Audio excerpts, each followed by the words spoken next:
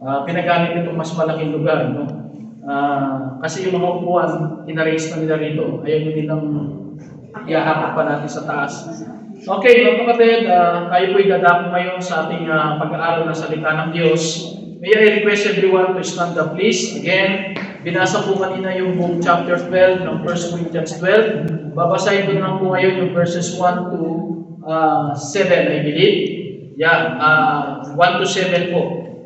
Biblia, then po yung mga bisita natin, kung pwede nyo pong pahiramin ng Bible para nakikita po nila mismo yung ating aralin. 1 Corinthians chapter 12, ako lang po magbabasa verses 1 to 8. Akin po magbabasahin. Now concerning spiritual gifts, brethren, I would not have you ignorant. You know that you were Gentiles carried away unto these dumb idols, even as you were led. Wherefore I give you to understand that no man speaking by the Spirit of God calleth Jesus accursed, and that no man can say that Jesus is the Lord, but by the Holy Ghost. Now there are diversities of gifts, but the same Spirit. And there are differences of administrations, but the same Lord. And there are diversities of operations, but it is the same God which worketh all in all. But the manifestation of the Spirit is given to every man to fulfill withal. Verse 8, For to one is given by the Spirit the word of wisdom, to another the word of knowledge by the same Spirit. And tuloy ko na po sa 9, to another faith by the same Spirit, to another the gifts of healing by the same Spirit, to another the working of miracles, to another prophecy, to another discerning of spirits, to another diverse kinds of tongues, to another the interpretation of tongues. But this worketh one, that one in the same Spirit, dividing to every man severally as he will. Ang pamagat po ng ating pag-aaralan, mga kapatid, unity in diversity in the ministry of the Lord. Pwede pala yun, no? Pwede tayo magkaroon ng pagkakaisa kahit iba-iba tayo. Tayo po muna yung manalangin. Ama naming Diyos, banal at makapangyarihan sa lahat. Salamat po sa araw na ito, sa iyong dakilang biyaya, sa kabila po ng maraming mga sitwasyon na pinagdaanan namin sa loob ng isang linggo. Binigyan mo pa rin kami ng kalayaan na makapunta sa bahay-sambahan upang sambahin namin ang iyong dakilang pangalan sa Espiritu at katotohanan. Panginoon, ngayon po'y dadako kami sa mahalagang bahagi po ng pag-aaral ng iyong banal na salita. Muli inihiling namin ang iyong patnubay at panguna. Bigyan mo po ng tamang motibasyon at konsentrasyon ng mga kapatid na makikinig ng iyong salita, at bigyan mo po ng divine anointing, divine wisdom and strength ang iyong lingkod na gagamitin para maituro ko po ng tama ang iyong banal na salita sa ikatututo po namin sa tamang pananampalataya, sa ikasusulong namin sa ikatitibay, ikababanal ng aming buhay, sa ikalulugod po ng iyong dakilang pangalan. Panginoon, na lahat ng ito ay aming dalangin, puno ng pagtitiwala at pasalamat, alang-alang sa pangalan po namin Panginoon Jesucristo. Amen. Amen. Salamat po. You may be seated. Okay. Kailangan tayong matapos ng maaga, pero sa biyaya ng Panginoon, kakayanin po yan. Unity in diversity. Now, i-define ko po muna yung dalawang salita. Pag sinabing unity, ayon kay Webster, no? Ang ginagamit ko po ay Merriam-Webster Dictionary. Unity means the quality or state of not being multiple. Pag unity, yung hindi sabog-sabog, hindi hiwa-hiwalay, no? Iisa lang, may pagkakaisa. Ang pangalawang kahulugan po niyan ay a condition of harmony.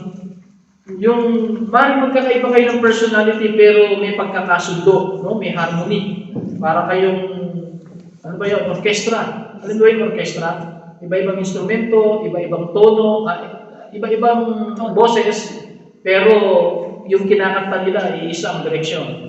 Whereas yung diversity, ang ibig sabihin niya, the condition of having or being composed of differing elements. Magkakaibang elemento, no? Variety, ang isang synonymous word niya. Especially, ito na, the inclusion of people of different races, culture, etc. in a group or organization. Katulad ng simbahan, ito yung bagay sa atin, no? Ang ibig sabihin po ng diversity, katulad nito, isang simbahan. Ang mga miyembro natin, kahit ilan pa lang, sigurado iba-ibang pinanggalingan, iba-ibang background, iba-ibang educational attainment, iba-ibang personality, iba-ibang strength, iba-ibang weakness. Diversity ang tawag dyan, no? Sa ibang salita, variety, no? May pagkakaiba. Now mga kapatid, ang sabi ni Apostle Pablo na nagsulat ng 1 Corinthians, dito sa chapter 12, ipinapaliwanag niya yung simbahan. Tandaan nyo, sinulat niya po ang Corinto to the church at Corinth, ayon sa chapter 1 verse 2. No? At ang simbahan sa Corinto, ang mga miyembro nito, iba-ibang lahi. Karamihan ay Gentiles o Griego, no? Merong mga Hudyo. At dahil Greek Empire, kung kayo pamilyar sa history, nauna muna yung Greek Empire bago Roman Empire. So, kumbaga, itong syudad ng Corinto, nasa Greece po ito eh. Baka may nakapunta na sa inyo sa Greece, ano? Ako, isa yan sa pangarap ko rin na mapuntahan. Napunta na kami ni Sister Amor sa France, no? Sa Italy, 5 city ang pinuntahan namin, no? Yung karaniwan diyan yung Rome at saka Milan. Merong Terni, iba pa, no? Napunta na rin kami sa Switzerland, dun sa border nga lang, no? Ano pa ba? I think 3 bansa, no? Yung Venice, ano pa rin yun, sa Italy, no? Sa Italy, maraming tama ba? Italy yun? Tama, Italy yun, no? Verona, mga Verona. Okay, Verona, okay. Napunta na namin yan, pero ito, hindi ko pa napunta itong Greece. Kasi, bakit tayo interesado sa Greece? Maraming nangyari dito ayon sa Bible. Kasi si Pablo napunta dyan eh. Yung Corinth, at yung ibang mga cities dyan, pinunta niya, kaya nakapagtanim siya ng simbahan dyan. So mga kapatid, ang sabi ni Pablo sa verse 1, okay, punta na kagad tayo sa teksto. Now concerning spiritual gifts. Alam niyo kapag tatanda niyo na una, bago pa lang pumunta dyan, kailangan mo muna i-define yung parang may 3 bilog. Imagine niyo may 3 bilog. Alam niyo ba lahat ng tao, nabibilang tayo dun sa tinatawag na the creation of God. Lahat tayo nilikha ng Diyos. No? Kaya hindi mo pwedeng ismulin yung ibang tao. Kahit iba ang pananampalataya, kahit iba ang lahi, kung tutuusin, iisang pinanggalingan natin, no? Nilikha tayo pare-pareho ng Diyos. Yan ang, actually may mga verse kanina, kinuha na nga ni Brad. Pero ipokod ko na lang, para hindi tayo matagalan. Sabi ng Genesis 1:1, in the beginning God created the heaven and the earth. So lahat yan nilikha ng Diyos. Langit, lahat ng planeta, no? At ang sabi naman ng Psalms 24 verse 1, the earth is the Lord and the fullness thereof. Ang mundo ay sa Diyos at lahat ng nandiyan. So ang tawag natin dyan, the creation of God. Nabibilang tayo dyan. At kung gusto nyo makita pa, para hindi na tayo lumayo, tingnan natin yung chapter 10 ng Corinthians, verse 26. Para mas lalo nyo makita. Hindi tayo pupunta sa itong talata. Ito rin naman ang sinasabi. Sabi ng verse 26 ng Corinthians 10:24, for the earth is the Lord's and the fullness thereof. Tama, no? Mga kapatid, lahat yan. Kaya kapag tayo nagigipit, isipin nyo lahat ng kayamanan na yan. Sa tatay natin yan. Tatay mo ba ang Diyos? Di ba, pag born again ka, tatay natin ang Diyos. Kaya sabi diyan, pag-aari lahat ng Diyos yan. So, ibig sabihin, sa Kanya yan. Ginawa lang silang steward. Katiwala. Okay, ang pangalawang bilog, di may malaking bilog, lahat tayo nandun sa nilikha ng Diyos. Pero, yung mga nilikha ng Diyos, 2 grupo yung tao. Una, anak niya si Adan. Ang ginawa niya, perfect siya. May connection siya kay God, no? Kaya lang may sinabi ang Diyos kay Adan na, Adan, lahat ng bungang kahoy dito sa halamanan, pwede mong kainin, huwag lang sa isa. Pag kinain mo yan, mamamatay ka. Ang ibig sabihin ng mamamatay, mapuputo lang connection natin. Kung baga sa magkarelasyon, mag-break tayo. Kinain ni Adan at saka ni Eva, naputol yung connection ng Diyos sa tao. Kaya ang tao ngayon, imbis na anak siya ng Diyos, naging anak siya ng kalaban ng Diyos, si Satan yun. Kaya sinabi ng Panginoon yung mga Pariseyo, sabi niya, kayo sa inyong ama, Diablo, sakit sa tenga, no? Biro mo, sinabi ni Jesus yung mga reliyosong tao, anak kayo ng Diablo. Pero spiritually, yun tama. Kasi naputol na ang connection ng tao sa Diyos eh. Pero ang maganda ngayon ng Diyos, hinahabol niya ang tao.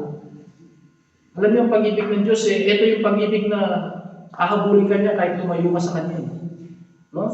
Ang sabi ng John 3:16, for God so loved the world, He gave His only begotten Son. Pero para mahabol ka, para mabawi ka niya, kailangan bayaran niya yung kabayaran ng kasalanan ng tao. Ano ba ang kasalanan ng tao? Ano ba ang kabayaran ng kasalanan ng tao?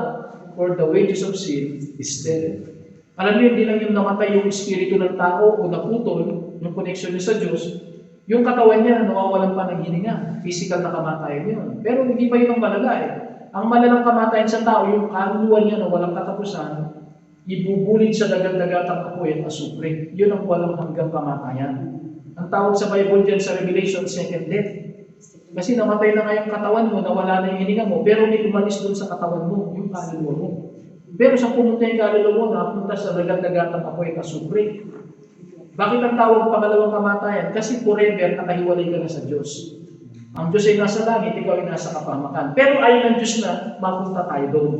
Kahit makasalanan tayo, kaya binayaran yung kasalanan natin.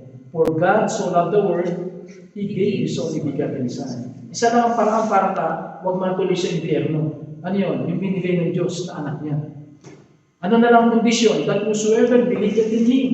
Kung sino man ang sumampalataya sa anak ng Diyos, si kay Kristo, should not perish. Yung perish doon impyerno, but have everlasting life. Yung espiritu mong patay, mabubuhay ulit. Kaya tawag yan, born again. No? Pinanganak ka ng nanay mo, kaya ka naging, bisita natin, October pa rin birthday niya, no? Yung isang bisita natin, no? October 14, nakita ko kanina sa pinilaban niya. Nung pinanganak siya, o pinanganak tayo ng magulang natin, unang kapanganakan yung physical. Pero yung espiritu natin, patay pa. Pero pag narinig mo yung mabuting balita na ako pala ay makasalanan, namana ko pala yung kasalanan ni Adan, at kung wala akong gagawin, pupunta na ako sa impyerno by default, pero kung ako'y magsisi sa kasalanan ko, patatawarin ako ng Diyos. At dahil pinatawag ka na, yung kasalanan na pumutol sa koneksyon mo sa Diyos, wala na. Ay tatanggapin mo pa yung anak ng Diyos si Kristo sa buhay mo bilang Panginoon, makukonekta ka ngayon sa Diyos. Ang tawag doon, born again. Sabi ng John 1:12, ang sino mang sa kanya sumampalataya kay Kristo binibigyan ng karapatang maging anak ng Diyos. So sana ngayong umaga, lahat tayo dito ay anak ng Diyos. Nandun na tayo sa, ang tawag na sa pangalawang bilog, family of God. Yung una, nilikha ka lang ng Diyos eh. Hindi lahat na nilikha ng Diyos ay anak ng Diyos. Ang nagsisilang sa kanyang kasalanan at nanampalataya kay Kristo, ang papasok dun sa pangalawang bilog. Yun na yung pamilya ng Diyos. Na walang religion tayong pag-uusapan yan. Kaya nagpabautismo ka, kaya hindi anak ka ng Diyos, basta sumampalataya ka. Katulad nung napako sa krus na kasama ni Kristo, sabi niya lang, Panginoon, alalahanin mo ko pagdating mo sa iyong kaharian. Ba sabi ni Kristo, kahit nung mamamatay na rin ng Panginoon, lalaki, sa araw na ito, isasama kita sa paraiso. Hindi na napabautismuan yun. Hindi na nakagawa ng mabuti yun, pero naging anak pa rin siya ng Diyos. Okay? Pero may pangatlo pang bilog, yun yung aaralin natin ngayon. Ang pangatlong bilog, yung lahat ng born again, nandoon ka na sa pangalawang bilog, meron pang maliit na bilog sa gitna. Tawag ng the Church of God. Kailangan mapabilang ka sa Church ng Panginoon. Bakit kailangan ka mapabilang? Yun ang kalooban niya eh. Si Jesus nga nagtayo ng simbahan eh. Sabi sa Matthew 16:18, sa ibabaw ng batong ito, itatayo ko aking iglesia. Now, ang Tagalog ng simbahan, actually, pinakamalapit talaga, iglesia. Kaya minsan kaya iniiwasan natin, merong reliyon na, yun ang pangalan niya. Pero actually, si Kristo nagtayo siya ng, sa Tagalog, iglesia. Iglesia kasi sa Griego. Pag tinagalog mo, iglesia. Kaya na ngayon, simbahan. Pero, minsan naman, yung iba kaya natin gamitin yung simbahan, akala na simbahan yung building. No, ang simbahan yung tao. Nananampalataya kay Kristo at nabautismuhan. Saan man sila nagtitipon ng tawag doon simbahan, o church o iglesia. Kaya tayo ngayon, kahit kunti tayo, iglesia tayo ng Panginoon yun. Kasi, tinanggap natin sa bilang tagapagligtas, paano ka mapapabilang doon sa maliit na bilog? Bautismo. No? Kaya nga si Kristo nagpabautismo at ang nagbinyag sa kanya si John the Baptist. Lahat ng disciple ni Kristo, bininyagan ni John the Baptist. Tapos yung mga materialist na yun, mga binaptize ni John the Baptist, yun ang sinimulan ni Kristo na simbahan. I-organize ko kayo bilang isang simbahan. At sila yung inutusan niya sa Matthew 28 na humayo kayo, ipang-aral ng Ebanghelyo. Kaya umabot dito sa atin yan. Nanganganak kasi ang simbahan. Kung si Adan ay nanganganak, kaya nandito tayo ngayon, yung simbahan na tinayo ni Kristo, nanganganak din. Dapat ang simbahan, mga anak ng simbahan. Tayo, anak tayo nung simbahan sa Makati. No? Pagka kaya na natin mag-independent, para tayo magpapakasal na, magiging independent na tayo. Para pwede naman tayo magpadala rin ng ibang misyonero sa ibang lugar. Ganyan po ang simbahan. So, tayo po, ay nasabi ni Pablo, balikan natin yung verse 1. Anong sabi niya rito? Now, concerning spiritual gifts, mga kapatid, pag miyembro ka sa simbahan, ito nga pala, paliwanag po. Pag pinanganak ka sa mundo, kung kayo ay may anak, mas ma-appreciate nyo ito. Kung wala naman, observe niyo yung mga bata. Lahat ng pinanganak na bata, lahat ng tao, mayroong tinatawag na natural talents. May talento yan. Hindi na nadidiscover yung iba. Now, minsan, pag kami anak ka, nakita mo yung anak mo, no? Katulad sa akin, yung kwento ko nga, meron akong mamahaling Bible dati. Scofield, binili pa sa Amerika, niregalo sa akin. Naiwan ko lang sandali sa lamesang maliit. Pagtalikod ko, nasulatan na ng anak ko. Ay, pula, pentel pen. Parang galit na galit ako, mahal ng Bible, bakit ginawa niya sa atin, parang scratch. Pero yung bata kaya niya ginawa yun, meron siyang talent. Hindi niya lang alam kung paano paraan nilalabas. Dapat pala tayo, huwag natin papaluin. Lalo na kung hindi mo siya na-warningan na huwag mo susulatan to. Hindi, lumabas lang yung natural niya. Ang gawin mo doon, bigyan mo siya ng papel, dito ka magsusulat. Dito ka mag-drawing. Pag hindi mo binigyan yan, dyan siya sa wall nag-wall. Di ba, nag-wall? Yung mga confetti. Ano yan, may talent ng tao eh. Parang sa ayaw sa gusto mo, lalabas yan. Iba, sayo lang sa'yo. Iba, kanta ng kanta. No? Yung iba, kuting-ting ng kuting-ting. May mga talent tayo lahat. Minsan hindi lang nadi-discover. Yun sa mga natural na tao muna, hindi pa born again. Pagka na born again ka, meron kang spiritual gift naman. Ano yung spiritual gift? Kasabay ng pagpasok sa iyo ng Espiritu ng Diyos, bibigyan ka ng special na kakayanan. At aralin natin ngayon, no? Hanggat may time tayo, aralin natin. Tawag ng spiritual gifts. Ang meron lang nun, mga Kristiyano. Kasi nasa yung Holy Spirit. Kaya nga, spiritual gifts Kasabay ng pagpasok ng Banal Espiritu, bibigyan ka niya ng special na kakayanan para magamit mo sa paglilingkod sa Panginoon. Actually, kakailangan mo yun sa paglilingkod sa Panginoon. Yung natural talents, kakailanganin mo yun para sa buhay ng material, no? Para ka kumita, karoon ng trabaho. And by the way, kay born again ka kay hindi, meron pang pangatlong grupo ng credentials. Ang tawag na ron, acquired abilities. Kunwari, hindi ka pa Kristiyano, katulad ko, nag-aaral ako, computer engineering, magkakaroon ka ng kakayanan na special sa computer. Pag ikaw ay musician, nagkaroon ka ng acquired abilities sa pagtugtog ng mga instrumento. Acquired yun. So, tatlong grupo yan, di ba? Pero pag-uusapan lang natin dito ngayon, spiritual gifts muna. Anong meron ng bawat miyembro sa simbahan? Yun ang sabi ni Pablo. So, kaya sabi niya sa verse 1, I will not have you ignorant. Kasi nakakalungkot minsan, kaya nga dito sa verse na napansin niyo ba, ang konti natin, siguro nagulat yung bisita natin. Bakit lahat sila kumanta? Kasi ako po yung pastor na naniniwala na pagsasamba sa Panginoon, dapat lahat tayo may bahagi. Yes. May mga simbahan kasi na, okay, mahalaga yung preaching. Pero minsan may mga pastor na ganito. Alam niyo, may simbahan na ganito. Walang kantahan. Okay, puro preaching lang. Well, may pakinabang pa rin yun, at least natututo yung tao. Pero nakakalungkot doon, ang nakakapag-serve lang, yung pastor. Nagagamit niya, kasi ang pastor may sariling talent, gift, teaching, at saka prophesying, at saka exhortation. May makikita niyo yung iba-ibang spiritual gift. Pero kayo, wala na kayong nagawa. Nakinig kayo, natuto lang kayo, pero wala kayong nagawa para mag-serve sa Panginoon. Pero kung kunwari, makakanta, nagamit niyo yung natural talents nyo, kung marunong kayong kumanta, kung may boses kayo, acquired abilities, kung nag-aral pa kayo ng music, plus bibigyan kayo ng, ang itatapat na gift doon, exhortation. Yung nakakapag-encourage kayo sa mga nakakarinig, mga kapatid. At natululahatin natin ang Panginoon. Okay, ano pang sinabi niya? Verse 2. Ang sabi niya, you know that you were Gentiles carried away unto the dumb idols, yun ang dati nating buhay. Verse 3, I give you to understand. Kailangan nating maunawaan, walang taong nakakapagsalita na si Kristo ay isusumpa niya, i-accurs niya, mga kapatid. Pagka mayroong reliyon na ini-small ang Panginoong Kristo, magduda na kayo. Ang sabi ng Bible, pag nasa Espiritu ng Diyos, kung talagang sa Diyos ka, hindi mo i-despise si Kristo. Yes. Ilalagay mo si Kristo sa tamang kalalagyan. Ano ba si Kristo? Na siya'y anak ng Diyos. Hindi ka lang maniniwala na siya'y propeta lang, na siya ay teacher lang. O kaya yung baka meron pang nilalagay na mas mataas kay Kristo, hindi pwede yun. Okay? May isang Diyos tayo, tatlong persona, God, Son, Holy Spirit. Pero ang nakadeclare sa Bible, hindi ka makakapunta sa Ama kung hindi ka dadaan kay Jesus. John 14:6 Unless a man be, I am the way, the truth, and the life, no one cometh unto the Father but by me. Kailangan mo tanggapin si Kristo na siya'y tulay, na siya'y anak ng Diyos, na siya'y namatay sa krus kahit wala siyang kasalanan, dahil binayaran nilang ang kasalanan natin. Anong sabi ng verse 3 sa dulo?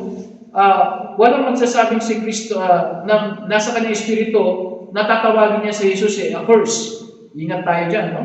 Mga kapatid, sana man lang kung may ibang tao hindi nila sinasamba si Kristo, hindi nila pinaparangalan, tayo man lang. Parangalan natin siya. Meron nga lang tanong sa akin kailan lang, ano?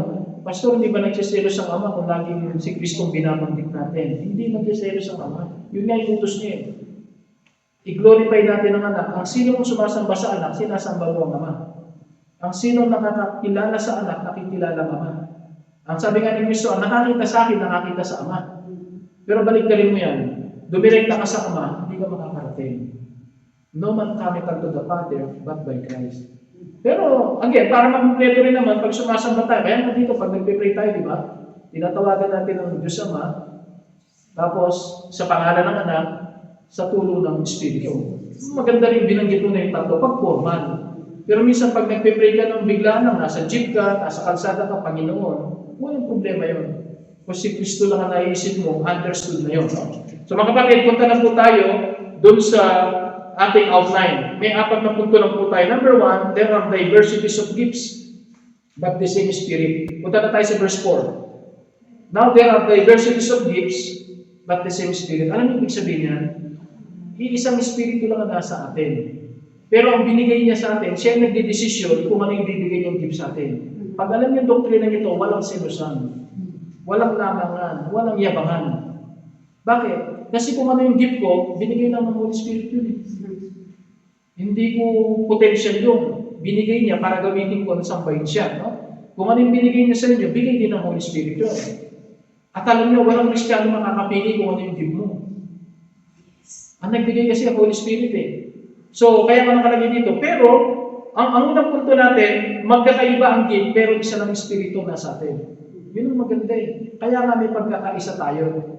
Kita niya, no? Kunwari, sa kanta kanina, iba-ibang boses, ano? Iba-ibang estilo, pero since ang Espiritu ang kumikilos sa atin, pwede tayong kumanta na nagkakaisa para papurihan ang Panginoon. Letter A, each believer is given specific spiritual gifts. Ang dami nito. Babanggitin mamaya. Basta yung sa diversity, ibig sabihin niya, distinction, variety, no? Difference. Ang gifts, ito, paliwanag ko yung gifts. Merong paliwanag ito yung Griego salita niya, charisma. Meron tayong bisita ng anniversary, charisma ang pangalan. Sabi ko, yan eksaktong Griego salita ng gifts. No? Charisma. Ang ibig sabihin niya, mga kapatid, it is a divine gravity. Galing sa Diyos yan. It is a spiritual endowment. Binigay sa iya para magkaroon ka ng kakayanan. It is a spiritual endowment. It is a religious qualification. Kaya nga bilang pastor, ako ina-identify ko kung ano yung gift niyo eh. Sabi ni Sister Marcia kanina, actually gusto ko kayong kumpasan pero talagang hindi ko na kaya eh. Kung yan lang ang trabaho ko, kakayanin ko siguro. Pero hindi, sa sobrang, scattered yung utak ko kasi, mensahe, dami mo. So sabi ni Sister Marcia, aaralin ko pastor. Actually, natutuwa ako pang 3 Sunday na to, di ba? Ako kumakanta yung choir. Noong anniversary, nung October 6, nung Sunday, October 13, October 20. Sana tuloy-tuloy na to. Kaya lang, mas maganda na ngayon sis, yung meron na tayong yung choir, maganda yung nakikita nyo rin eh. Although, pwede rin nakasulat, pero pagka natuto kayong tumingin dun sa, nasa may nota, alam mo saan katatakas eh. Pagka natuto tayo, siguro may magtsatsaga sa atin yan, magturo. Kasi makikita mo rin kung bababa ka. Yung sinasabi ni Rachel, merong yan may figure, merong mabilis, merong sustain. Ano sustain? Yung huwag kayo titigil lang yun. Nakalagay yan pagka inaral yan. So mga kapatid, maraming ang believer, binibigyan ng kanya-kanyang spiritual gift. No? Ang tawag ko dito, distribution. Example, ano ba yung mga gifts na yan? Punta tayo sa verse, bababa tayo. No? Yun nga, yung binasa natin kanina, verse 8. Tingnan niyo yung pagkakaiba. For to one is given the Spirit, the word of wisdom. Meron mga marunong mangaral. Pwedeng ang trabaho nito, pastor, Sunday school teacher, pwedeng counselor. Alam niyo, sa church, pag lumalaki, dapat may counselor tayo. Kunwari, may mga young people, o mga kapatid, kausapin ko sila dito. Tuturuan sila paano yung panliligaw, paano yung pag-prepare sa pag-asawa. No? Word of wisdom ang tawag dyan. To another, word of knowledge. Meron din namang may kaalaman. No?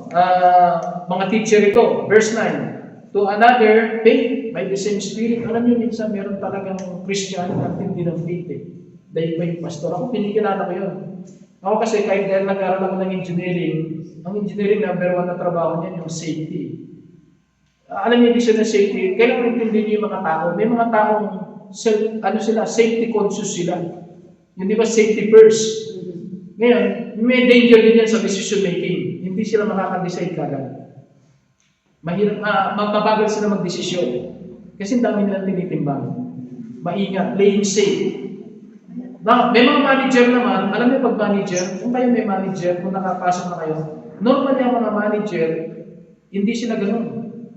Ang ano nila, or mismo magdi-decide yan. No? Kaya sila ganun, yung mga military, yung mga mga leaders yun. No? Kailangan alam yan, huwag niyo ikukumpara ang tao sa bawat isa. Magkakaiba yan mga kapatid. Meron namang maingat, yung mga ganun, maganda pag nagpaplano. No, marami silang nilabas na paano kung ganito. Napansin nyo nung anniversary natin, kahit mali pa lang, kunwari, 15 lang ang dumating. O kunwari, ito lang yung budget. Masyado silang cautious. Pero, may mga ganon, mga kapatid, ang tawag dyan na faith. Meron bang taong faith of the same Spirit o another gifts of healing? Now, wawarning ako kayo, bagamat binanggit dito yung gift of healing, totoo naman na nung ang Panginoon ay nangangaral at may iniwan siya ng apostol, meron talagang, ang tawag doon, temporary gifts. Temporary sila kasi hindi pa buo yung Bible. At ang Christianity ay baguhan pa lang. So para makuha yung attention ng ibang tao, binigyan ng mga temporary special gifts ang mga ibang mananampalataya. Merong gift of healing, may speaking of tongues, merong mga miracles, yan, no? Pero pag inaral yung Bible, nung nabuo na yung Bible, inalis na yung temporary, ay yung mga temporary spiritual gifts. Para ang pagbasihan na ng tao ngayon yung Bible na, nakasulat na eh.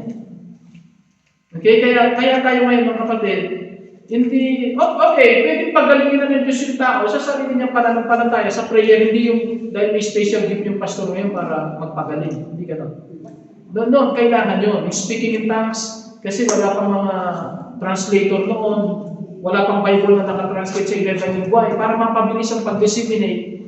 Alam niyo, ibig sabihin ng speaking in tongues, magsasalita ako sa Kapampangan, Bisaya ka, Bicolano ka, Ilocano ka, maintindihan mo kung yun ang ibig sabihin talaga ng speaking in tongues. Ngayon, lumilito, yung speaking in tongues, talagin mo, ano ba sinabi niya? Hindi ko alam. Delikado yan. Delikado yan si Satanas, pumapasok siya sa mga alanganing bagay. So, yung speaking in tongues, since buo na yung Bible ngayon mga kapatid, hindi na siya kailangan. Okay? So, sana mabuhay. Bagamat binanggit dito, merong gift of healing. Number 10, working of miracles, mga temporary yan. Another prophecy. Yung prophecy, ito, meron pa rin ngayon. Ang ibig sabihin ng prophecy, yan yung nangangaral. Yan yung nagpapaliwanag ng salita ng Diyos. No? And then, ano pang sinasabi niya? Gift of tongues, meron mga discerning of spirits. Ano yung discerning of spirits? Ito, kailangan natin sa simbahan na ito eh. Okay? Please, pagka kailangan mo, okay naman. I-excuse natin si Sister. Ipasok yan naman una. Okay, so mga kapatid, at least sinasamahan niya tayo kahit sa Sunday school. Ano? Okay, ito, papaliwanag yung discerning spirit. Alam niyo, pag discerning spirit, mga kapatid, kailangan natin ito eh.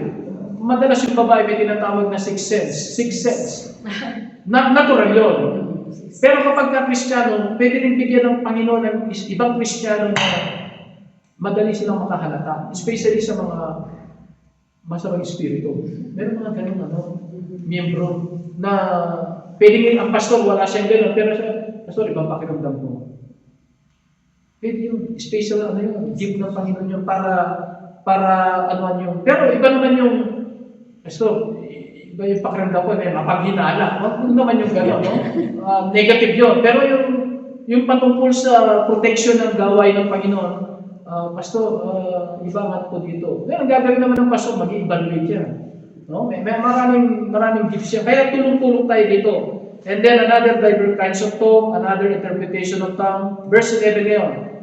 All this worketh that one and the same Spirit, dividing to every man severally as he will. So, nakita natin, iba-iba po ang mga gifts. Tumawag tayo sa verse 28. Meron pang paliwanag dito sa verse 28. Ito pa yung ibang gifts. And God hath set some in the church first apostles. Now, ito rin, mga temporary dito. Mga special na tao katulad ni Pablo, ni Pedro, na kailangan sila magsulat ng Bible, ng part ng Bible. Apostle sila.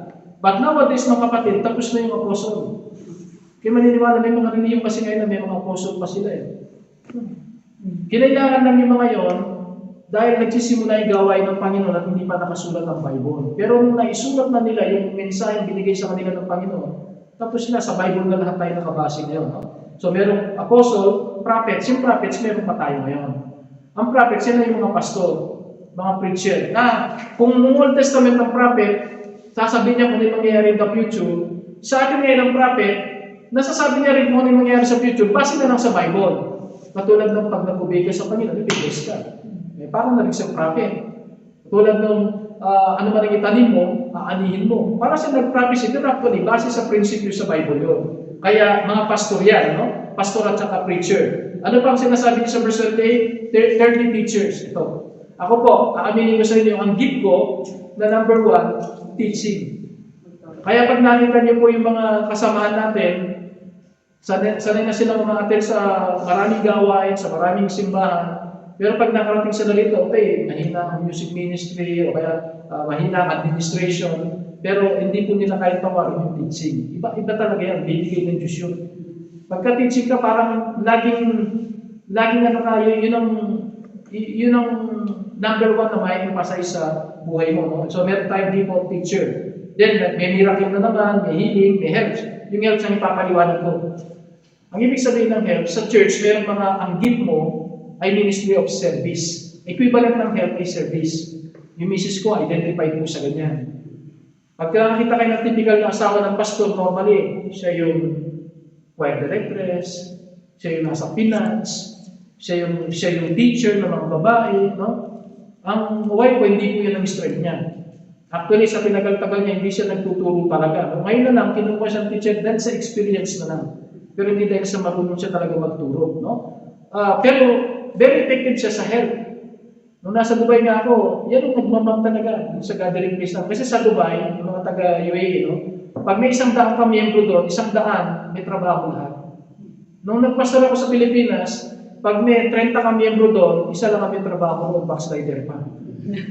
May pangalawa kung magkakaroon ng miyembro, mag-a-abroad siya, asa ka natutulungan ka niya. Pag nasa abroad na siya, dahil wala sa simbahan, nag-backslide na rin. Ang dami mong miyembro na walang trabaho.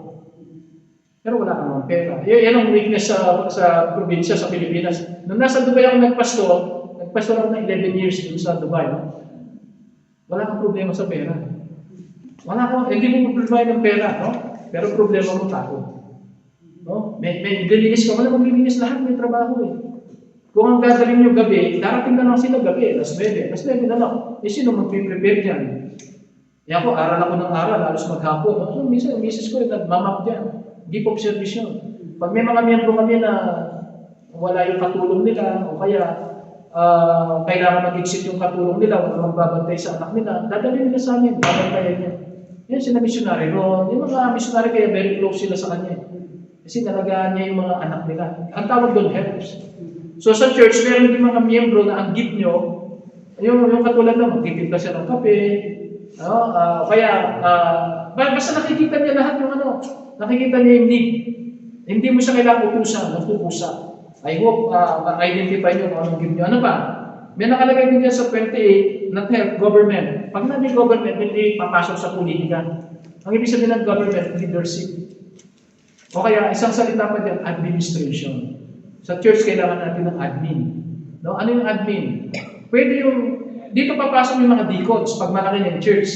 Alam nyo, napapansin niyo ako, minsan nalilito ako, minsan papaalala pa sa akin, Pastor, wala pa tayong program. Hindi ko maalala minsan niya, no?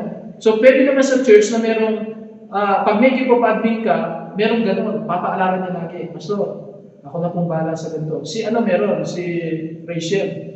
Nakita ko lahat pinaalala niya sa amin, kaya tayo nakapagdaos ng anniversary. gano'n kaayos, ano, kahit first anniversary pa lang natin.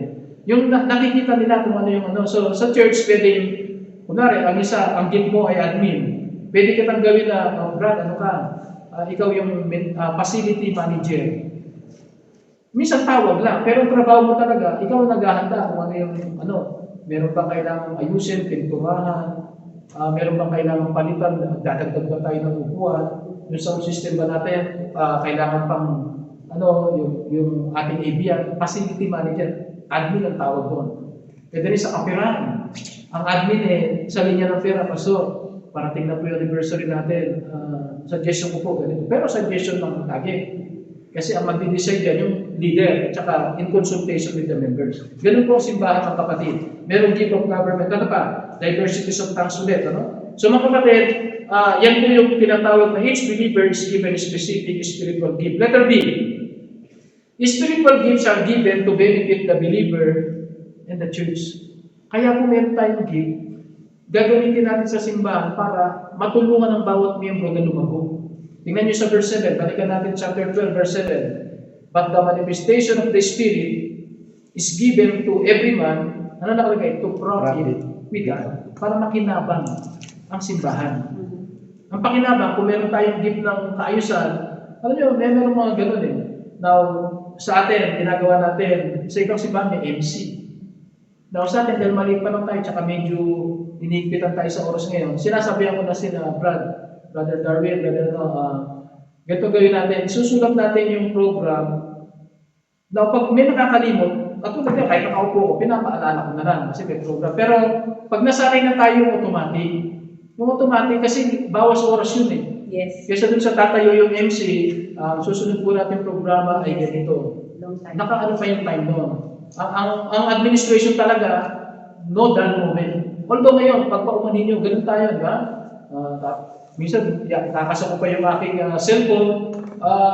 Marami tayo na adjust, pero sana, abang natututunan natin to, meron mga ganun, na to profit with all. Una, ikaw, nakapaglingkod ka na sa Panginoon, ginamit mo yung gift mo.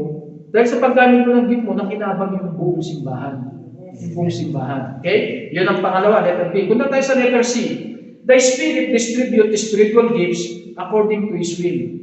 Ayun, verse 11 tayo. Nabasa na rin natin ngayon. Chapter 12, verse 11. But all this worketh that one and the self-same, Spirit, capital Spirit yan. Yung banal na Espiritu yan. Lahat yan ginagawa, dividing to every man severally as He. Yung He dyan, si Holy Spirit pa rin yan. So wala magre-reklamo, bakit si Pastor lang lagi nagpipreach? Well, ako nga, sinishare ko nga. Wala namang masama, Pastor, baka wala akong gift of teaching, hindi mo malalaman hanggang di mo sinusubukan. Ngayon, sasabihin mo, Pastor, paano kung wala akong gift eh? Katulad nung nawala ako, pinag-preach ng dalawa. Paano kung talagang later on, wala pa rin? Walang problema. Hindi na sayang yung pag-preach nyo. Kaya lang, pagka may gift ka kasi, na-enjoy mo. Pag wala kang gift, gagawin mo lang kasi, dahil walang ibang gagawa. Siguro yung gano'n. Kasi sa walang gumawa, kahit hindi mo gift, hindi gawin mo. Hindi mo sangayon. Hindi nasayang yung pangangaral mo, kaya lang, hindi mo may enjoy. At saka, minsan, yung mga nakikinig din, maaaring hindi sila ganong mag-benefit ng maximum. Pero may benefit pa rin minimum. Nakuha nyo? Hindi mo sabihin na, Pastor, yung mag-preach kasi wala akong spiritual gift. Hindi mo nga alam yun eh. Hanggang hindi mo susubukan. Ngayon, pagka sinusubukan mo na, tini-enjoy mo, malalaman mo, mukhang gift ko to ah. Siguro kaya kinakabahan ako, kulang pa ako sa knowledge, kulang pa ako sa training. Yun na yun. So mga kapatid, ang Holy Spirit ang nagbibigay, no? Walang inggitan dito.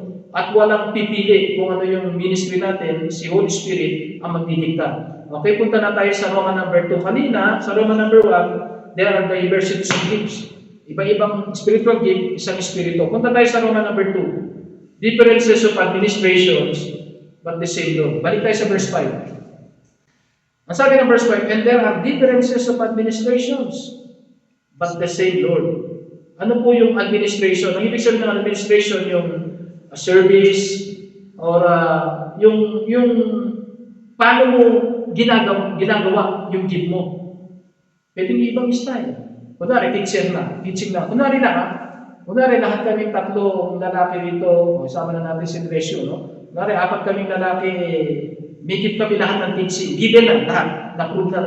Pero pag ako tumayo, ang teaching ko, wala akong outline. Ano lang ako, may kwento, basta impromptu ang tawag doon. Natuto kayo.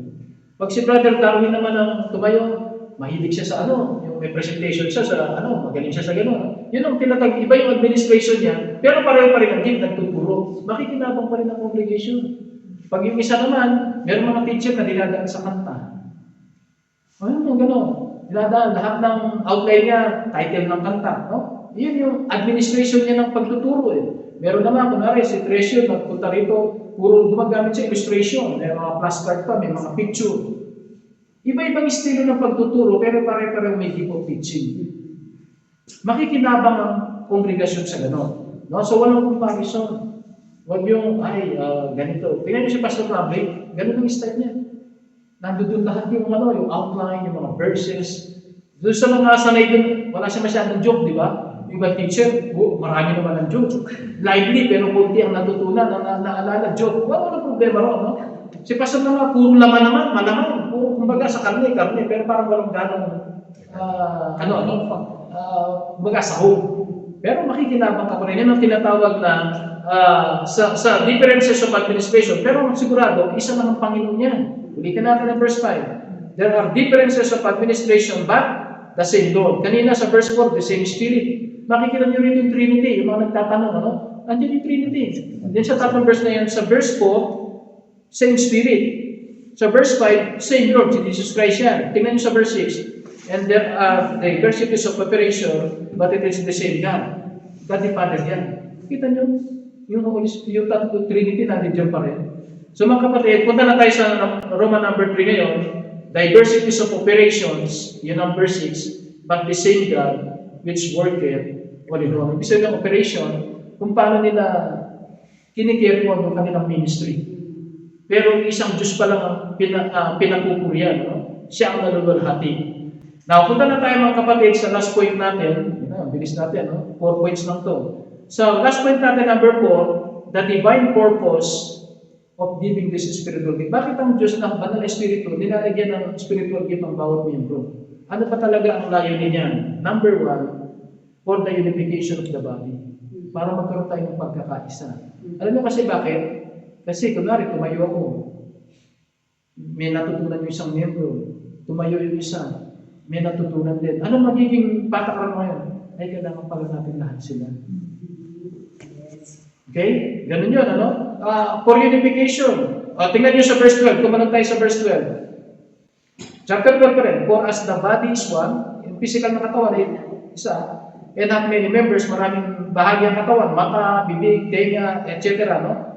And all the members of the one body, being many are one body, sabi niya, ang katawan, imagine niyo ganito siya, Alam niyo, isang napapansin ko, di ba, may tinatawag tayong pinya. Ano yung pinya?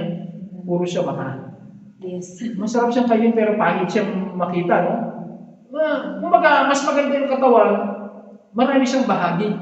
Lahat may gamit. Yung physical na katawan ang tinutukoy. Pero anong dulo ng verse, sabi niya, so also is Christ. Papaliwanag niya sa verse 13. For by one Spirit are we all baptized into one body. Ayan, kaya ka naging miyembro ng simbahan, na-baptize ka. Lahat tayo bininyagan dahil sa pagkabinyag sa tubig na include na tayo sa katawan, we are baptized into one body, whether we be Jews or Gentiles. Yung lahi. O sa atin, Armenian, o Pilipino, o Indiano, whether we be ban or free. Ibig sabihin ng ban or free, nung unang panahon kasi maraming alipin. Mga natalo sa giyera, alipin sila. Pero pag naging member sila ng church, equal ang treatment. O sa atin naman, pwede mo sabihin yan, mahirap o mayaman. And have been all made to drink into one spirit. Ibig sabihin, pumasok lahat sa atin ng Holy Spirit. Kaya magkakaiba man tayo ng background, ng personality, ng credentials, isang espiritu ang nasa atin. So yun ang pinapaliwanag niya, For the unification of the body, kaya tayo may iba-ibang spiritual gifts. Okay? Tingnan pa natin ang verse 25. Tumatalon-talon na lang tayo. Sabi ng verse 25, that there should be no schism. Isipin mo ng pagkakabahagi, pagkakahati-hati in the body. Mga kapatid, So, unification of the body. At saka yung unity of the body, Hindi lamang maging isa ang katawan, there's unity of the Trinity, there is unity of the body, at saka may pagkakaisa tayo. No? Tingnan natin sa 25, the unity, mutuality. Ang sabi niya sa verse 25, there should be no schism para maiwasan ng pagkakahati-hati. May 3 punto tayo dito. Sumunod tayo sa pangalawang bahagi ng verse 25. But that the members should have the same care for one another. Number 1 na i-emphasize dito mga kapatid, we must care for one another. Dapat magmalasakit tayo sa isa't isa. No, merong mahirap na miyembro, meron namang pinagpapala ang Panginoon. Alam niyo sa church dapat ina-apply yung pagtutulungan. Number 1, no? O kapatid, kaya tayo dinala ng Panginoon dito para magtulungan. We need to care for one another. Pag meron may sakit, okay, tingnan natin, pag-pray natin para siya gumaling. Pag merong nagipit, alalayan natin, no? So, there should be care with one another. Tingnan natin si verse 26. And whether one member suffer, all the members suffer with it. Tandaan niyo, pag membro ka ng simbahan, hindi mo pwede sabihin, ay, problema niya, wala akong pakialam dyan. Ay, siya naman ang gumawa niyan, bahala. Hindi. Ang lagi mo binitin siya, pag membro natin, kahit anong kahinaan niya, membro natin yan. Kung nagsasuffer siya, dapat kasama tayo mag-suffer, kahit sa reputasyon. No? So, ang tawag dito, in suffering with each other, yan ang katawan eh. Parang, di ba, sakit ng kalingkingan, nararamdaman ng buong katawan. Kaya nga lalo tayong maging mapagbantay sa isa't isa. No? Kung nakikita natin ng isang kapatid, may nagagawang mali, pag-pray natin, kung pwede natin pagsabihan, kapatid, hindi yan kalooban ng Diyos. Huwag mo sasabihin, ayoko ng ganyan. Sasabihin, pakialam ko sa'yo. Ikaw ayaw mo, ako gusto ko. Huwag mo ibase yung pagsita mo sa kanya sa hindi ko gusto yung ganyan. Sino pa? Pero kung maipakita mo, alam mo, nakalagay sa salita ng Diyos, ganito eh. Hindi kanya pwedeng kontrahin. Pwede niya hindi paniwalaan o pwede niya hindi sundin yung pinapayo mo, pero hindi kanya pwedeng kontrahin na sa'yo yun. Kaya kailangan maalam tayo sa salita ng Diyos. Ano pa yung dulo ng verse 26? Or one member be honored, all the members rejoice with it. Pagka naman parang alam ng isa, damay din tayo. Di ba? Dapat pag may isang miyembro na katulad, minsan sa Facebook, bigla mo nakita, yung isang kapatid, biglang nakatapos pala ng isang special na kurso, o kaya na-promote pala siya, congratulate mo. Alam niyo yung human tendency ng tao, meron ako nabasa ng isang quotation sa Facebook, sabi niya, pagka in love ka, pag in a relationship ka, huwag mo ipagsabi. Kapag tagumpay ka, huwag mong ipagsabi. Kasi maraming naiingit, sisiraan ka. Normal ng tao, hindi mananampalataya yun. Utak talang ka. Pero tayong Kristiyano, kung na-promote siya, hindi ka na-promote, maging masaya ka na rin kasi na-promote siya. Kasama siya ng katawan natin eh. Di ba? Pagka malusog ang isang bahagi ng katawan, nadadala niya yung ibang bahagi na mahina eh. So yun ang sinasabi niya mga kapatid. So I hope nakita natin anong purpose ng spiritual gifts para i-unify ang katawan ng Panginoon. Pangalawang purpose, for the edification of the body. Para patibayin ang katawan. Look at verse 15. Balikan natin si verse 15. If the foot shall say, because I am not the hand, I am not of the body, is it therefore not of the body? Ano to? Logic ito. Pwede ba sabihin ng paa na, kasi hindi naman ako kamay, hindi ako parte ng katawan. Hindi pwede. Bagamat hindi ka kamay, kasi paa ka, pero part ka pa rin ng katawan. Nakuha niya? Ang prinsipyo nito, mindset ba? Ang tawag ng mindset. Sige, hindi kayo pareho kasi paa siya, kamay ka, pero pareho kayo mahalaga. Dapat kayo magtulungan. Hindi pwede mag-away yung paa at saka yung kamay. Sisirain niya yung buong katawan. So mga kapatid, pinatitibay niya ng katawan. Verse 16. And if the ear shall say, because I am not of the eye, I am not of the body, is it therefore not of the body? Denial ba? Denial. Hindi naman ako mata eh. Hindi naman ako tenga eh. Hindi pa rin. Part ka pa rin ng katawan. No? So mga kapatid, ang sinasabi ng salita ng Diyos, i-edify natin ang katawan, the equality of each body parts. Pare-pares tayo sa mata ng Diyos. Yun ang sinasabi ko sa'yo, kunwari, ang gift mo ay service. Ikaw lang naglinis dito. Kunwari, ngayon, Sabado ka naglinis. Ako naman yung preacher, ako yung pastor, ako yung nag-preach. Alam niyo sa mata ng Diyos, parehas tayo nag-serve. Anong mataas sa Panginoon? Kasi gift mo yun eh, kaya ginamit ko, ikaw, gift mo service, okay lang yun. Yun ang sinasabi niya, equality tayo, no? And then the necessity of each body part. Tingnan niyo sa verse 19. May logic na sinasabi si Pablo. Verse 19. And if they were all one member, where were the body? Paano sinasabi niya, kung lahat mata, Hindi yan katawan. No? Verse 20, but now have they many members, yet but one body. Marami tayong membro, pero isang katawan tayo. Ang tawag dyan, kailangan natin ang isa't isa. Hindi natin pwedeng sabihin, I have no need of thee. Hindi mo pwedeng sabihin, hindi kita kailangan. Verse 22, tingnan nyo. Nay, much more, those members of the body, which seem to be more feeble, are necessary. Yung example ko lagi sa inyo, meron bang part ng katawan na hindi kailangan? Actually, ginawa ng Diyos yung kailangan natin lahat. Pero minsan hindi ko naman yata kailangan ng buhok, kaya marami nagpapakalbo. No? Actually, kailangan yan. Protection yan sa init, pag malamig, at saka pang-porte rin ng katawan, di ba? Diyan din nagbabase minsan, nag-iiba-iba yung itsura dahil sa buhok. Pero yun ang sinasabi niya, kala mo lang minsan walang kwenta. Pero may pakinabang yan. Ano pa yung kuko? Pwede mo lang putulan, pwede lang i-trip, pero hindi pwede tanggalin lahat. Kasi kailangan yan eh. Kailangan yan mga kapatid. So, ganun tayo sa ministry. Pag yan ay matin na, pag yan ay nagpabaptize na, pag yan ay membro na, kahit anong kailangan yan, kailangan natin yan. Okay? So, the necessity of its body, and then, verse 24. 23 muna. Ang sabi niya sa verse 23, and those members of the body which we think to be less honorable, yung kala natin walang kwenta, upon this, we bestow more abundant honor, and our uncomely parts have more abundant comeliness. Alam niyo, parang sinasabi sa inyo buhok. Yung mga sinasabi natin walang kwenta, yan pa rin dapat natin lalong bigyan ng pagpapahalaga. Alam niyo mga kapatid, kapag kayo nasa Muslim na bansa, ito yung isang natutunan ko eh. Yung sa mga Muslim na bansa, yung mga babae laging nakabelo. Alam niyo ba sa kanila, may nagkwento sa akin na isang Pilipino nagtatrabaho sa hospital, radiologist siya. Yun ay nag-x-ray. Pastor, maniniwala ka ba? Sabi niya. Yung mga Arabo na yan. Siyempre, hindi nga nila yung buong katawan nila, balot na balot. Pero pagka kailangan sila x-ray na nakahubad. Papayag daw yun, magtanggal ng bra, ng ano, pero hindi nila tatanggalin yung sa ulo. Ewan ko, yun ang paniwala na sobrang napaka-importante sa kanila niyan. So siguro, parang ang sa atin, yung sinasabi niya, yung iniisip mo na parang less honorable, dapat yan pang bigyan natin ng more honor. Kumbaga sa miyembro, kung sino yung mahina, yun ang pagtulungan natin na alalayan. No? Minsan, gusto ko siya, birthday niya, ganito, batiin natin, regaluhan natin kasi aktibo siyang miyembro. Well, okay lang yun. Pero huwag naman to the point na, walang kwenta yan, hindi naman nag-o-offering yan, o kaya, naging absent yan. No, baka mahina pa talaga siya. Pero, bahagi pa rin siya ng katawan, isipin mo lang sa parang balbas siya, o kaya kuko siya, o buhok siya.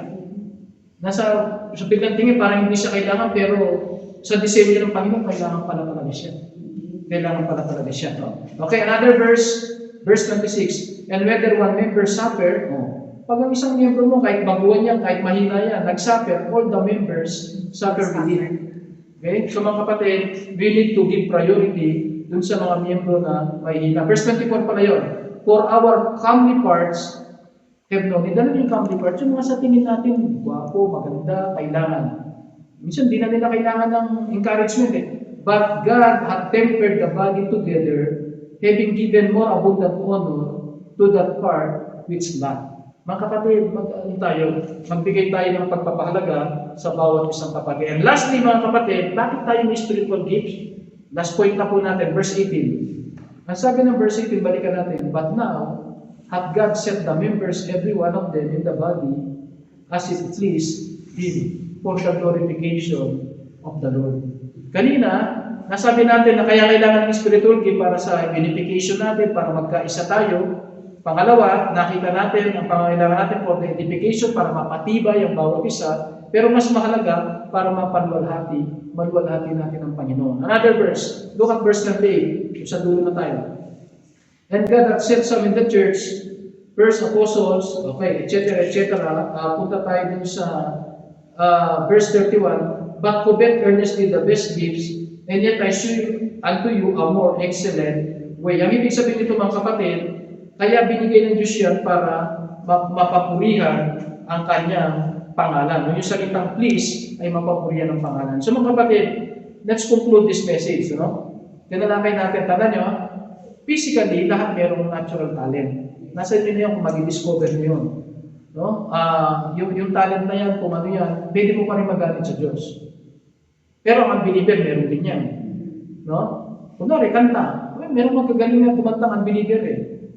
Okay? Hindi sila kailangan mag-born again para magkaroon ng talent. No? Isa, mas develop nga nila, gagaling ng kumanta. Ang Pilipino, kilala tayo sa kanta sa buong mundo. No? And then, nakapag-aral siya, nag-training siya, nagkaroon siya ng acquired abilities.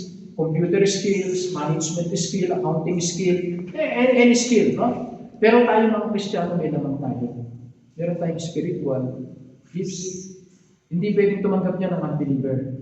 So sana, ngayong Kristiyano ka, gamitin mo lahat yan. No? Pero more particularly, ano ba yung spiritual gifts mo? Identify niyo mga kapatid. No? Kung mabanggit ko lang ng tama, no? I think 7 yan masyal. Nakalagay yan sa Romans chapter 12. Ano? Nakalimutan ko lang yung verse. Basta merong gift of teaching, merong prophecy, yun yung preaching, merong exhortation. Yung exhortation, yung music yan, papasok yan. Yung sa pamagitan ng pagkanta mo, na-encourage yung nakinig. Encouragement. Yung mga tao, pagpunta rito, down na down siya, depressed na depressed siya. Tulad kanina, alam mo yung isa, kabiya kanina. Hindi ko alam ha. Kung tutusin, tayong sanay na kumakanta, ito yung pinakamahinang performance natin. Pero yung masabi, kung ano nagagalitin ng Diyos eh. No? So mga kapatid, yun yung exhortation. Meron din gift of service, yun yung health. Gift of administration, yun yung leadership and government. Ano pa yun? Meron din gift of giving. Now, hindi ibig sabihin na, kasi wala akong gift of giving, kaya hindi na ako magbibigay. No. Lahat tayo magbibigay. Pero ibang klaseng may gift of giving. Lagi siyang naghahanap na makapagbigay ng malaki. Naghahanap siya lagi ng parang kung paano siya makapagbigay. Di ba tayo normally ang tao, kapag may nagsabing, kapatid, ito kung kailangan si ganito, tulungan natin. Yung iba, iiwas. Ano? O kaya, hindi ako kasama dyan, wala akong pera. Yung may gift of giving, ganito yan. Wala pa nagsasabing may pangangailangan, ang dali niyang makahalata kung sino yung may pangangailangan. Hindi mo kailangan yung sensitive siya sa ganun. Tapos bigla ka na lang niya nga abutan. Yun yung mga may gift of giving. Hindi ko sinabing hindi ka magbibigay kung wala kang gift of giving. Ibang klaseng magbigay yung may gift of giving. Okay? So, hindi ko na maalala yung iba. Meron pa yung mercy. Ano yung mercy? Yung mercy naman, ito yung mga miyembro na ang dali nilang maawa. Yung kunwari, may isang miyembro na kapatid, itong kapatid na ito, nasisira yung testimony natin dahil sa kanya. Ano bang desisyon natin? Desisyon ng 99%, iwalag na natin yung pastor. Yung may gift of mercy, tatayo yan. So, bakit naman po, baka naman po may magawa pa tayo, ganun siya lagi. Maawain siya kahit doon siya gumagawa ng kasalanan. Kailangan natin ng mga miyembro ganun. No? Pambalansi pa. Yung may gift of prophecy, ibang klase yan. Laging desisyon yan, katayin na yan, itapon na yan, ganun. Kasi gift of admin. Kailangan din yun. No? Mga decision maker, mabigay. So mga kapatid, as a conclusion, what are your spiritual gifts? I-identify nyo yan. Kung hindi nyo pa alam, basa kayo sa Bible, mag-pray kayo. Ang obligasyon mo yan, i-discover mo kung ano yan. I-identify mo. Ako as a pastor, pwede akong makahalata din kung anong meron ka, pero primarily ikaw. Maaaring tulungan ng kita. I-identify niya. Pangalawa, what is your ministry in the church?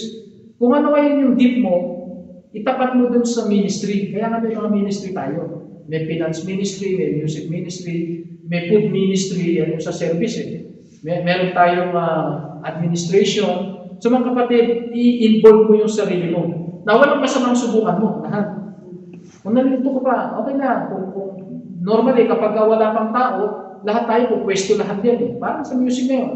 Lahat muna tayo nakapwesto tayo kasi kailangan natin ng tao. Pero pag dumadami na yung membro, lalabas na naman may talent sa music at may gift sa exhortation, sila na yung pupwesto na exit na yung iba. Para mag-concentrate na tayo dun sa iba ministry natin. Then ang tanong, are you willing to serve the Lord with your spiritual gifts? Meron namang tao na identify na niya yung gift niya. Tapos ang dami namang available na ministry pero ayaw niya mag-join. May mga ganun. May reservation. Ayoko. Kasi ang leader dyan, hindi ko kursunada. May mga ganun. Huwag naman. Will you involve yourself in the ministry of the local church? Kailangan lang, ang gift mo gamitin mo sa local church.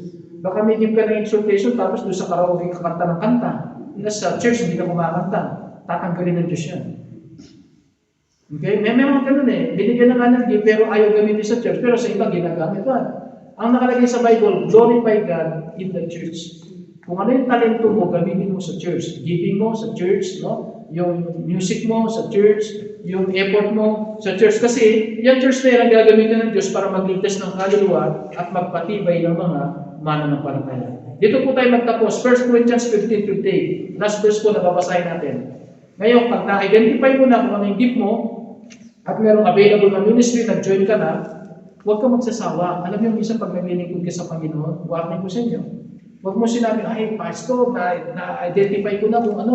Pastor, sasali ako sa buhay. Babanat ka agad sa Satanas. Di-discourage ka agad niya. Ayun yun eh. Anong sabi ng 1 Corinthians 15:58? Therefore, my beloved brethren, be steadfast, unmovable, always abounding in the work of the Lord, for as much as you know that your labor is not in vain in the Lord. Paalala ko sa inyo si Harold Solomon.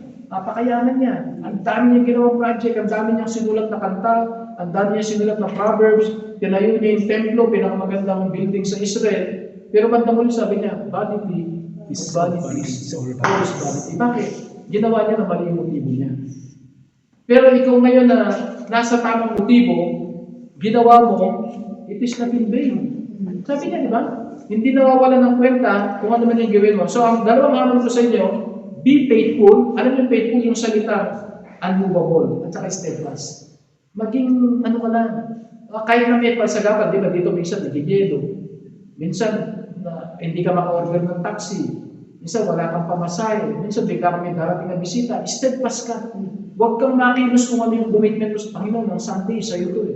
So, sabihin ng amo mo, mag-overtime ka, kailangan kita. Well, hanggat kaya mo gawan, Panginoon, gusto kitang unahin. Yun yung faithfulness. Yung isa naman, always abounding, yun yung fruitful. Minsan, meron naman faithful na, no? Faithful na siya, sige, lagi na siyang nagpupunta, o lagi na siyang nagbibigay. Kailangan, isipin mo pa, improve mo pa. Yun ang ibig na abounding. Kung nagbibigay ka ng isa ngayon, baka pwede mo gawing dalawa na. Ano? Kung kunwari, may isa ka ministry, baka pwede kang mag-join sa isa pa, abounding. Huwag mong minusin ng Panginoon kasi hindi ka naman niya miniminus eh. At ang pangako ng Panginoon, pag natuwa sa iyo ang Panginoon, delight thyself in the Lord, and He will give you the desires of your heart. Ano bang kailangan mo na hindi kaya ibigay ng Panginoon? Pero kailangan, i-please mo muna ang Panginoon. Pag na-please siya, paano siya na-please? Gamitin mo yung spiritual gifts mo sa ministry ng Panginoon sa local church. So always, local church-centered tayo. Tayo mga kapatid, at tayo magpasalamat sa Panginoon. Time na, no? Kailangan tayong magtapos unity in diversity in the ministry of the Lord. Kahit iba-iba tayo ng pinanggalingan, ng background, iba-iba ng talento, mga kapatid, pwede pa rin tayo magkaisa. Dahil meron tayong, isang Espiritu, isang Lord, isang God. At tapos meron tayong isang Word of God na pinagbabasihan ng lahat ng ating pananampalataya. Tayo na natin. Panginoon po namin Diyos, salamat ng marami sa iyo kong ginawang biyaya sa amin sa araw nito. Sa kakauntian po ng aming bilang, dinala mo po kami para sumamba pa rin po sa iyo. Even you provided us a bigger place, Panginoon, a better place. Bagamat ngayong araw lang na ito na magagamit namin. Salamat, Panginoon. Pinapasalamatan pa rin namin. Even though mayroon pong activity at kailangan namin matapos ng maaga, naniniwala kami na naibigay namin ang karapat-dapat na pagsamba sa iyo sa araw na ito through our sa pagdalo sa gawain, sa pag-awit para sa iyong kapurihan, sa pagbibigay para sa iyong gawain, at sa pag-aaral ng iyong banal na salita.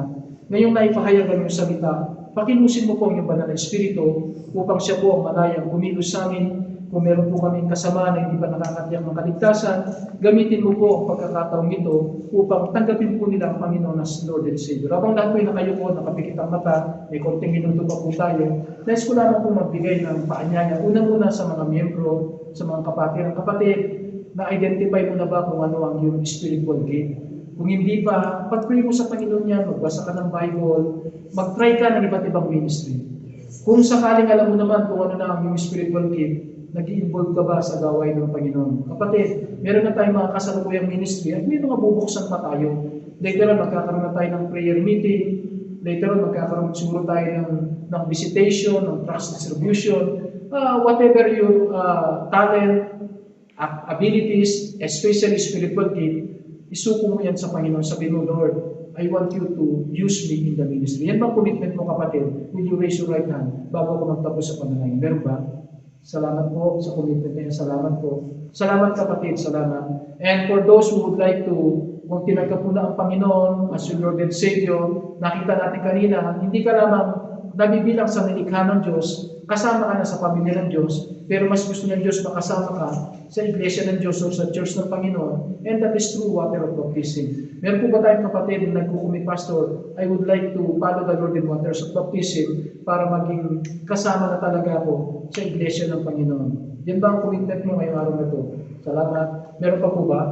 Okay. Ang huli pong paanyaya natin, hindi ko po alam, ano? Maring dati ka nang umaaten, maring ngayon ka nang umaten, hindi ko kilala ang lahat. Pero just in case, na hindi ka pa nakakatiyak na ikaw ay anak na ng Diyos, ang pagiging anak ng Diyos may kailangan kang gawin, hindi relihiyon, hindi gawang mabuti, meron kang kailangan desisyon na gawin. Ano yung desisyon na yun? Una, sa harapan ng Diyos tayo magpakumbaba, aminin natin, Panginoon, ako po'y makasalanan.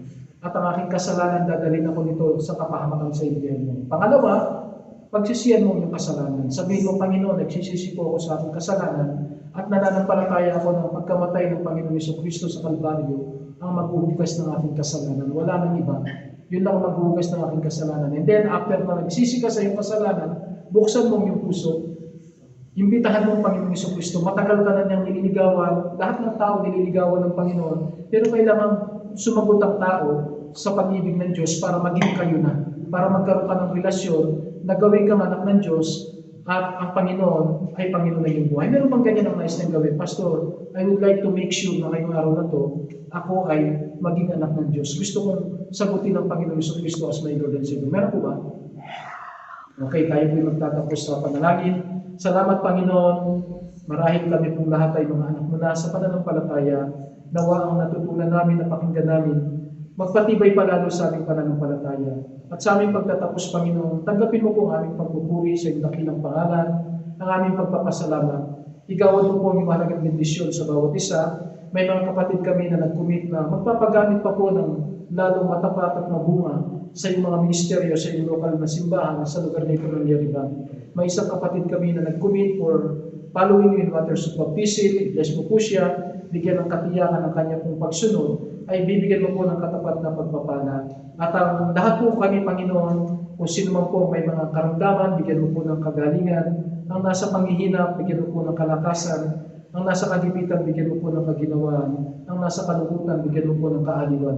Tanggapin mo po ang aming sama-sama pagpupuri, igawin mo po ang malagang bendisyon, sapagkat ang lahat po ay aming hiling at dalangin, puno ng pagtitiwala at pasalamat, alang-alang sa pangalan po ng aming Panginoon Jesucristo. Amen. Salamat po mga